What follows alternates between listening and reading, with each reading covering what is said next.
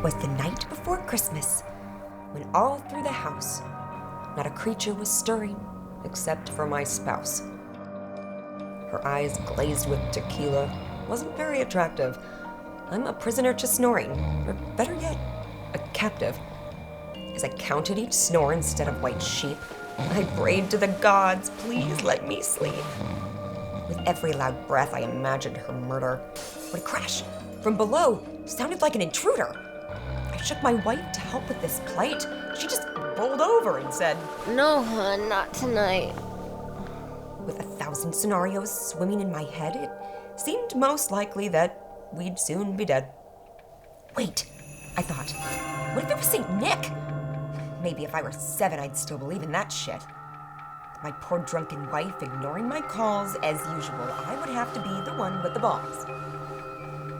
With all of my might, I rose from my bed, leaving my partner with tequila dancing in her head. I went down those stairs to handle the matter, to face all alone what had caused the great clatter. And then there he was in big fuzzy suit. He looked just like Santa, from the hat to the boots. Stared for a moment, but I said with a shout, "Who the hell are you?" He stood there quietly and just seemed to look. His face was definitely not the one from the book. He seemed confused, yet he was focused. Wobbly, sturdy. He looked at least 50, but he was probably 30. Then, after a heartbeat of him staring at blankly, he threw up his arms and pointed a gun at me. He said, "I'm here to rob you and kill you if I must. My drug problem is a problem, and I'm high on angel dust. So here's what's gonna happen." He continued his plan. "You're gonna give me all your money and all the drugs that you have." So then there was St. Nick, the man I'd always hoped to see, asking me for money and drugs and saying he might kill me. Before I knew it, I ran away like a flash, ran into the kitchen and went straight for the trash. I had broken a mug just the night before, and since this guy ruined my childhood, I figured I'd settle the score. Around the corner, he came with a smile on his face. Oh, shit, I thought. This is really going down. Then he grabbed my arms and he threw me to the ground. The mug came loose as he cracked my head. I wanted to give up and play as if dead. My instincts took over and I tried a headbutt. It wasn't enough, so I kneed him in his chestnut.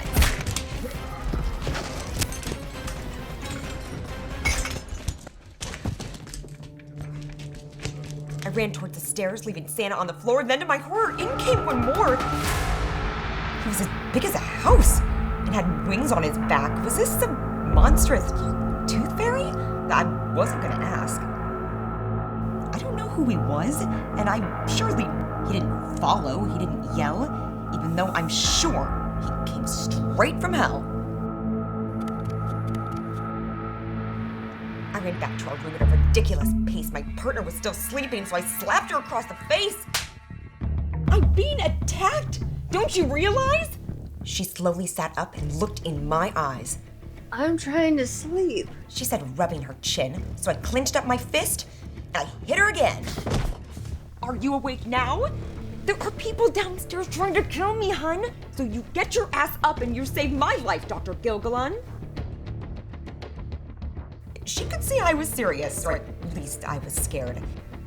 So she got her gun and made her way to the stairs. She didn't even sneak. She put a gun to his back and started to speak.